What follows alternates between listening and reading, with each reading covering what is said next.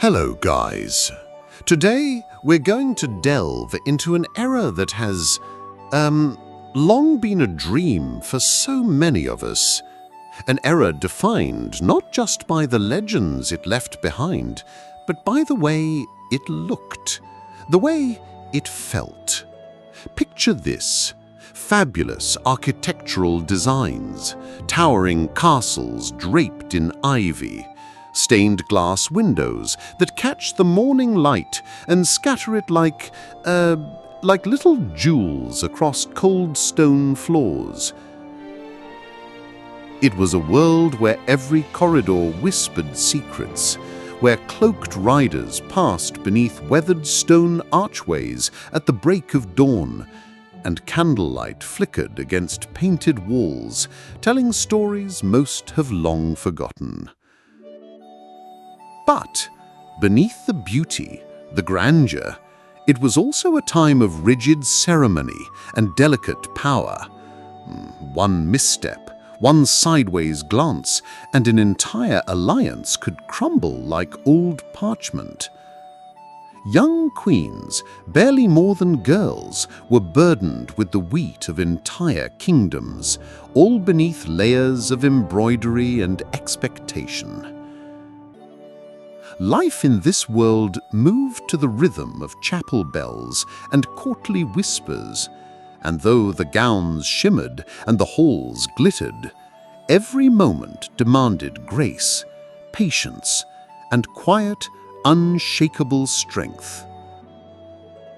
So, get comfortable, dim the lights, and maybe turn on a fan for that soft background hum, because tonight we're going back to the 15th century, the enchanted, the perilous, the unforgettable world of the late medieval age. Tonight, we step into the embroidered slippers of a young queen in the 14th century, her hair coiled in tight braids, her chamber heavy with the scent of lavender, her destiny stitched into stone walls and velvet halls. And, fair warning, you're probably not going to survive a full day of royal duties. I mean, between the corsetry, the endless courtly chatter, and the constant pressure of saying the exact right thing to the exact right nobleman, you might be begging for a nap by lunchtime. So, hey, before we start, take a second to like this video and subscribe if you genuinely enjoy this sort of thing, okay? Oh, and leave a comment telling me where you're watching from and what time it is there. I love knowing where everyone is drifting off from. All right, let's begin.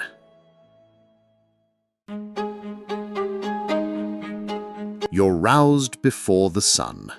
Pale grey light creeps through the embroidered curtains of your high stone chamber. The chapel bells haven't even rung prime yet, but already the castle stirs. There's a soft knock. Your chief lady-in-waiting enters, carrying a silver ewer of rosewater, still warm, and a linen cloth. Time to begin the rituals of the day. The grand oak bed creaks softly as you sit up. The silk sheets whisper against your skin. Above, a canopy of blue damask embroidered with golden fleur-de-lis shimmers faintly, a gift from your mother's dowry chest. The floor is cold, so you slip into your lamb's wool slippers, sighing as the maidservants sweep back the velvet drapes. Ah, morning air, faint, crisp, alive. Now comes the toilette, the part of your day you control the least. A procession of attendants flows in, each with a task: scented oils to comb through your long hair, a stiff kirtle for layering, and a small silver mirror, a luxury really, so you can see the work. Your eyebrows, darkened with soot, your lips daubed with crushed mulberry. You stifle a yawn, and it's not even fully morning. Outside, the castle is weaking. Hooves clatter in the courtyard. A dog barks. Kitchen staff shout across the yard. Yes, you're a queen, but also just a young woman. And oh, how you long to run barefoot across the flagstones instead of enduring another day under jeweled circlets and veils. Finally, fully dressed, corseted, belted, layered, laced, you step into your solar, the private chamber, and waiting for you, your first royal audience of the day. A row of solemn men stand and bow as you enter. The steward, fussy, ink-stained. The chamberlain, sharp-eyed and sly. The visiting bishop, his gaze lingers a moment too long. You take your seat, a high-backed throne beneath a gilded canopy, a reminder to all who kneel that you rule by divine right.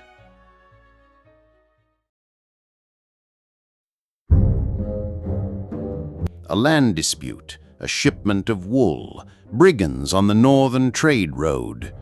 You nod thoughtfully, though your mind, it drifts. You wonder, has the falconer returned yet? You had hoped to fly your Merlin this morning. But you must appear composed, wise. One wrong word, and the web of loyalty might unravel. Historians still argue, did queens of your era really hold power, or were they just figureheads in silk? But you refuse to be dismissed. And now, the commoners. Petitions granted from farmers, merchants, tradesmen, voices trembling as they speak. A widow begs for protection. A vintner seeks royal favor. And here, in these small mercies, you feel it. A rare, true joy. This is when you feel most like a queen. But your stomach growls. The spiced wine and sweetmeats from earlier? Yeah, long gone. The sun slices across the stone floor. The chapel bell tolls terse, mid-morning.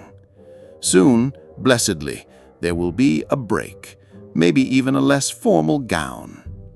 And so, the day begins. Velvet, ink, 1,000 small decisions. You are a queen, yes, but above all, you are young. And the world beyond these walls, it calls to you.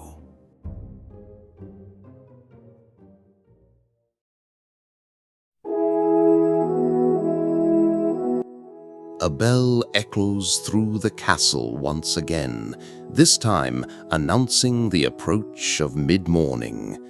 Servants bustle to prepare the morning meal, and you finally rise from your council chair, grateful for the chance to stretch your aching back and, escape the endless talk of taxes and tolls.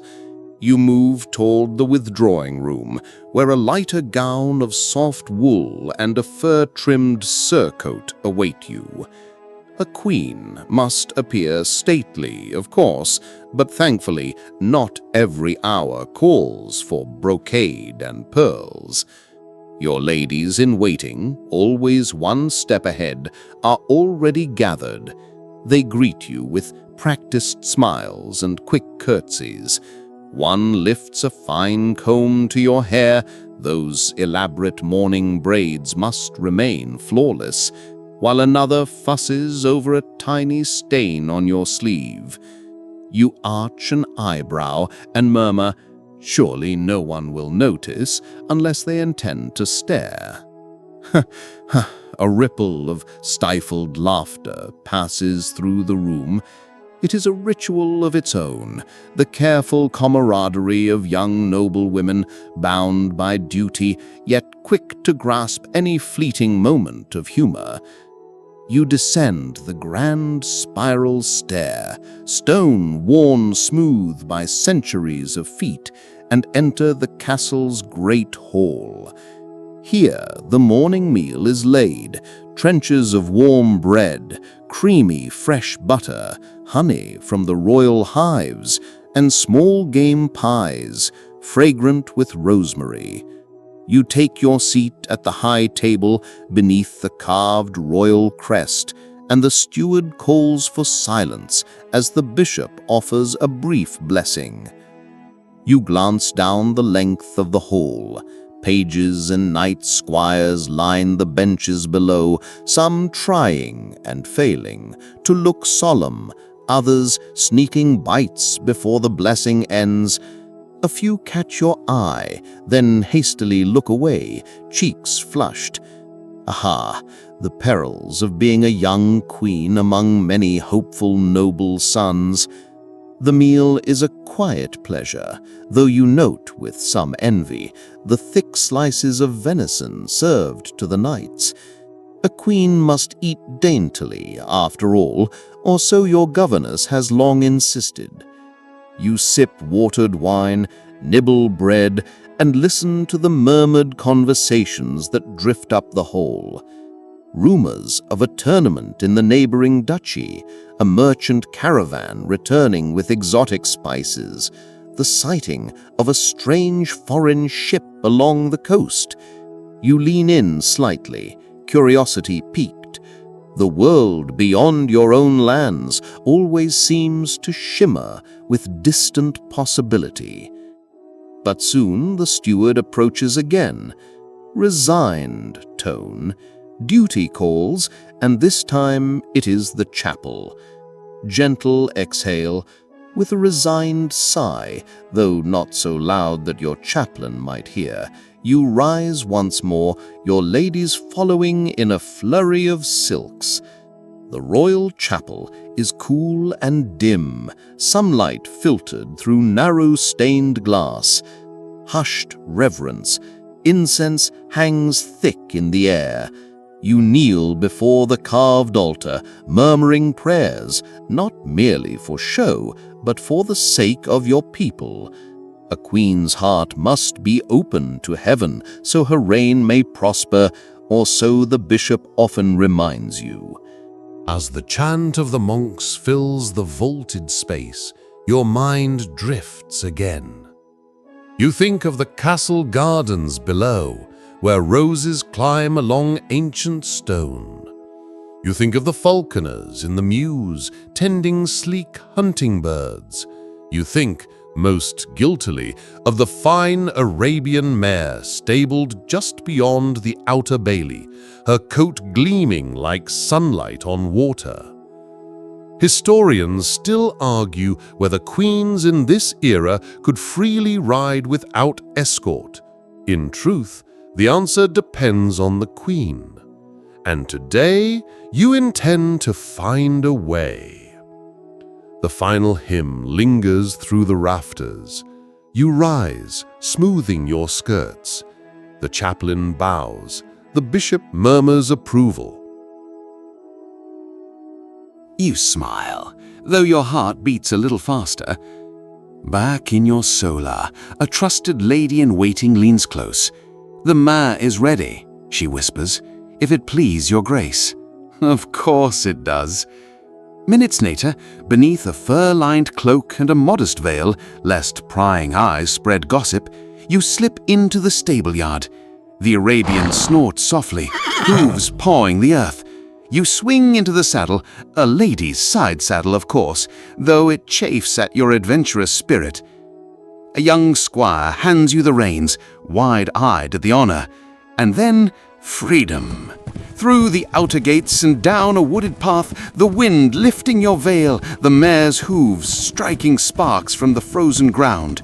The cold stings your cheeks, but you laugh aloud. Here at last, you are not merely a figure upon a throne. You are yourself. Later, flushed and breathless, you return. There is time still before the midday meal, time enough to pause in the herb gardens, where sunlight warms ancient stone. The scent of rosemary, sage, and lavender fills the air. Bees hum lazily from blossom to blossom, and you trail your fingers through the leaves. Nearby, your physician tends the plants. "For strength, my lady," he says, plucking sprigs of thyme. "And for long life." "Long enough," you reply with a smile, "but perhaps not too dull." And with that, the bells call once more. The hour of noon approaches, and a queen's duties cannot be delayed.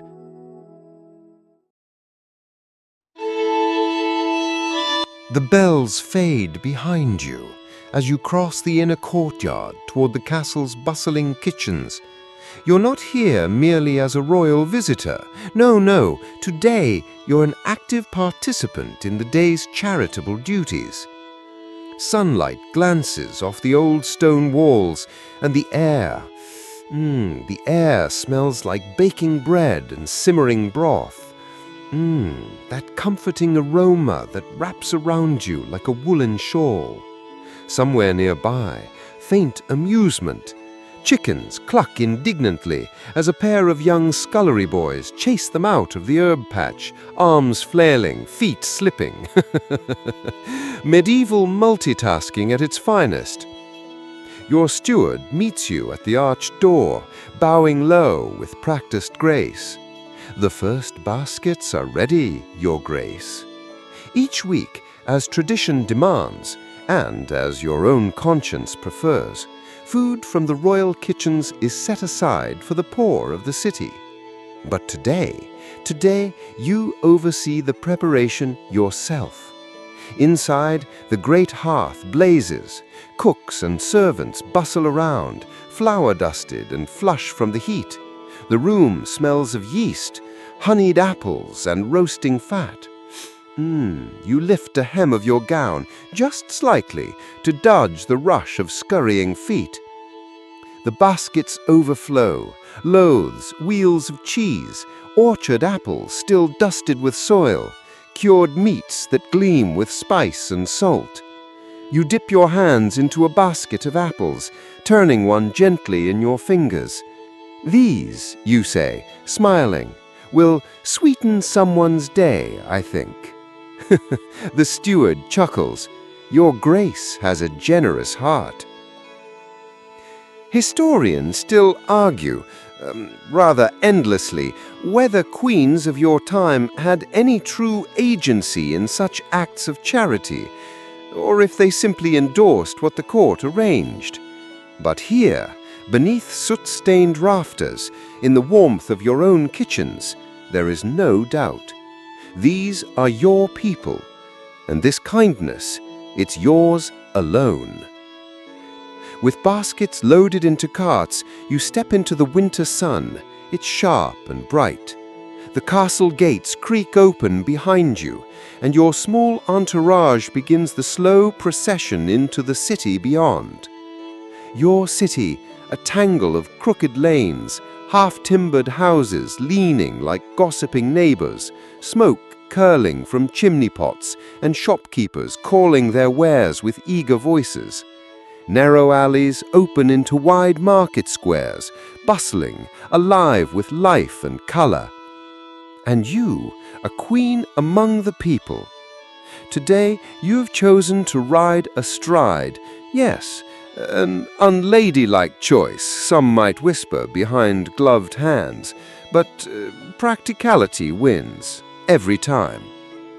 Your guards fan out, but not too closely. You want to be seen. You want the people to feel that their sovereign walks among them. The first stop, the almshouse by the old churchyard, a place of rest, of final hope, of quiet dignity. The abbess meets you with a deep curtsy. Her habit flutters like black wings in the breeze. "Your Grace honors us," she says, voice thick with gratitude. You dismount, lift your skirts, step inside. The air is heavy with herbs and wood smoke. Faces, weathered, weary, innocent, old, turn toward you. Some smile, others just stare, silently, reverently. You kneel, offer bread to an elderly man, your voice soft and real. Eat well, good sir, it is a gift from my table. His eyes glisten, he bows his head.